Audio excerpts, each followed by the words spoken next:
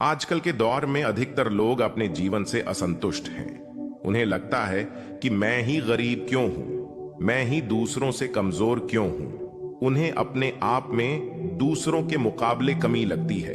वे इसका दोष भगवान को देते हैं, उन्हें अपनी स्थिति का कारण ठहराते हैं। इस कहानी में आपको इस प्रश्न का संपूर्ण उत्तर मिल जाएगा और आप अपने जीवन से संतुष्ट भी महसूस करेंगे। बहुत समय पहले की बात है। एक गांव में धर्म उपदेश देने के लिए लगे हुए शिविर में भगवान गौतम बुद्ध पहुंचे। गांव के लोग अपनी अपनी समस्याएं लेकर उनके पास जाते और उनसे समाधान प्राप्त कर नई ऊर्जा के साथ वापस लौटते।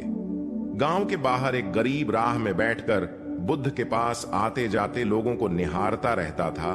उस गरीब ने एक बात को गौर किया कि दुखी चेहरा लिए भारी कदमों से लोग भगवान गौतम बुद्ध के शिविर में जाते हैं और नई ऊर्जा के साथ चेहरे पर खुशी व आनंद लिए वापस लौटते।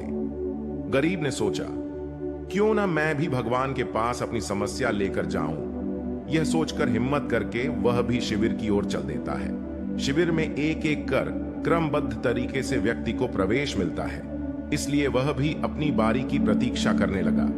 जो कुछ उसने रास्ते में देखा, अब यहां उसे साक्षात देखने को मिल रहा है। लोग एक एक कर अपनी समस्याएं बता रहे थे। भगवान गौतम बुद्ध चुपचाप शांति से सबकी समस्या सुनकर जवाब दे रहे थे। उसकी भी बारी आई। उसने भगवान गौतम बुद्ध को प्रणाम किया और बोला, भगवान मैं ही गरीब क्यों। भगवान गौतम बुद्ध मुस्कुराए और बोले, तुमने कभी किसी को कुछ दिया ही नहीं, इसलिए गरीब हो। इस पर वह आश्चर्य से भगवान गौतम बुद्ध का मुंह ताकने लगा और बोला, भगवान मेरे पास कुछ देने के लिए है ही नहीं, बड़ी मुश्किल से गुजारा हो पाता है और कभी कभी तो भूखे ही सोना पड़ता है। मैं इतना गरीब हूं। भगवान गौतम बुद्ध शांत भाव से बोले, तुम्हारे पास एक चेहरा है, किसी को भी मुस्कुराहट दे सकते हो। तुम्हारे पास मुंह है, किसी को भी प्रशंसा भरे कुछ शब्द दे सकते हो।